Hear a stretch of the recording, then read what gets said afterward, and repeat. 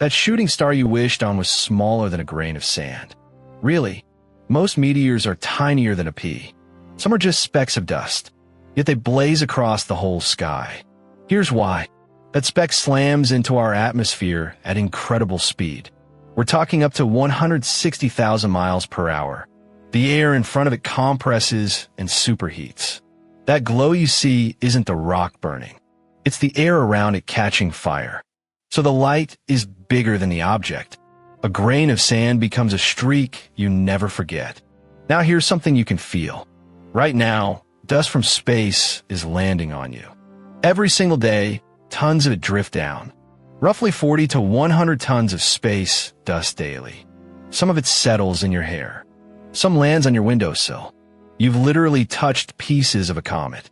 The dust in your home isn't only skin and lint. A tiny fraction of it came from the stars.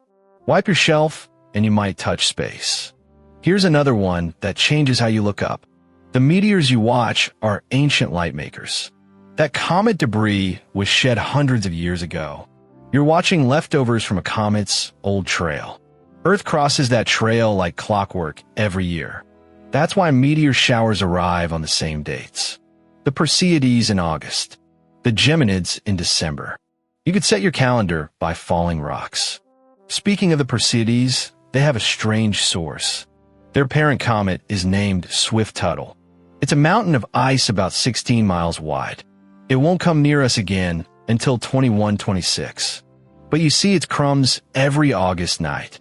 You're watching the dust of something you'll never meet. Now think about where these particles have been.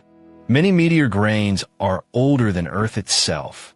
They formed before our planet even existed. Over 4.5 billion years old. When one flashes overhead, that's deep time burning up. Older than dinosaurs. Older than the ground you stand on. And it ends in a single silent second.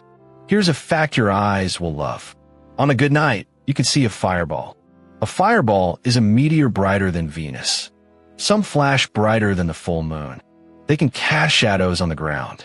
Your shadow, thrown by a dying grain of rock. Some fireballs even leave a glowing trail behind. That smoke train can drift for minutes. You keep staring at where it was.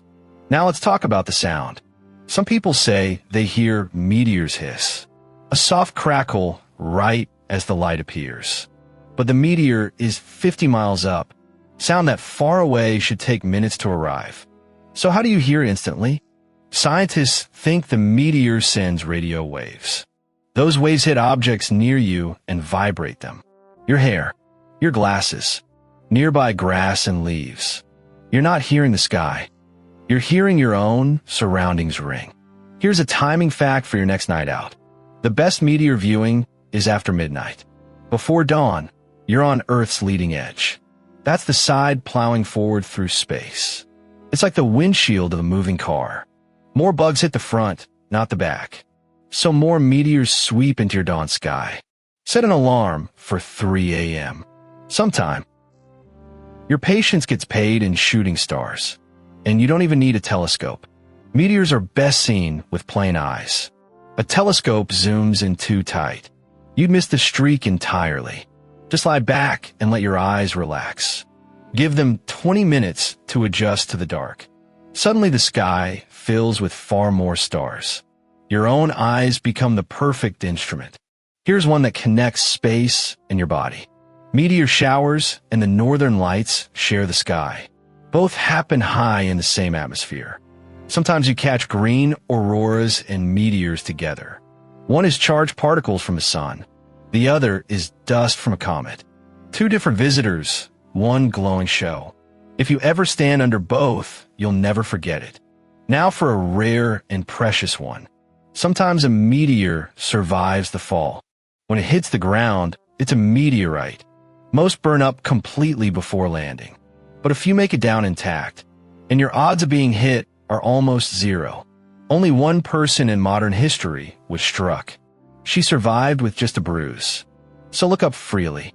The sky is generous, not dangerous. Here's a fact about scale you can feel. During a strong shower, you might see 100 an hour. That's more than one a minute.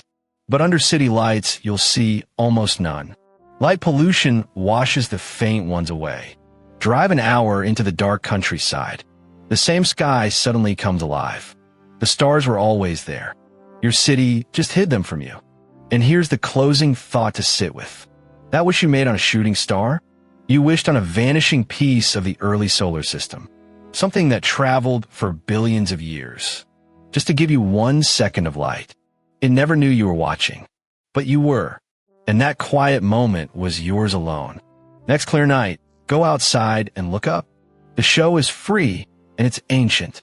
If tiny wonders like this calm your mind, subscribe to Better Night and drift off with us tonight.